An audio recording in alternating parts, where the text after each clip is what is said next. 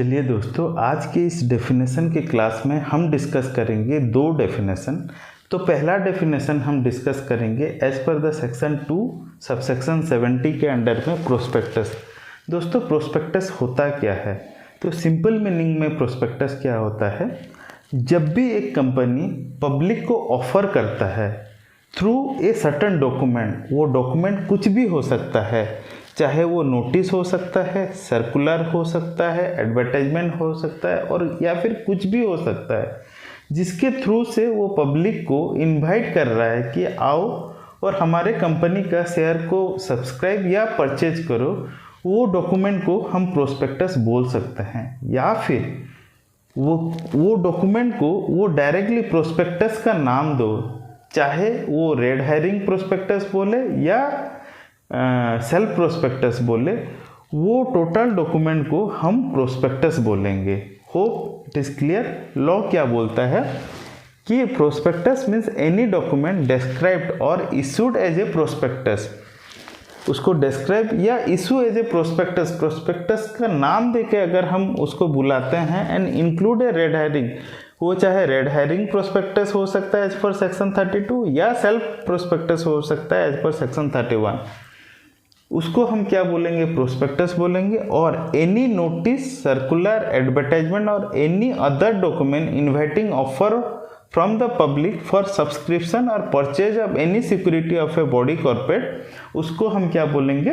Prospectus बोलेंगे।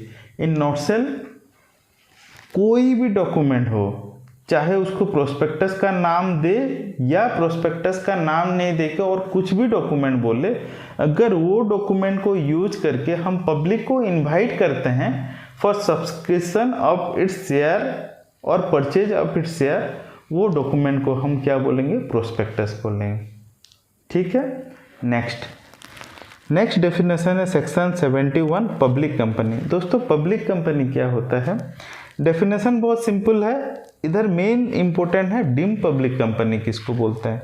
तो public company का सिंपल डेफिनेशन है, जो एक प्राइवेट कंपनी नहीं है वो पब्लिक कंपनी है और उसके लिए कुछ मिनिमम पेड अप कैपिटल का रिक्वायरमेंट नहीं है। आप कुछ भी अमाउंट कंट्रीब्यूट करके एक पब्लिक लिमिटेड कंपनी इनकॉर्पोरेट कर सकते हो। आगे जाके हम पढ़ेंगे कि मिनिमम कितना नंबर ऑफ मेंबर होना चाहिए, डायरेक्टर होना चाहिए, वो आगे के वीडियो में हम पढ़ेंगे।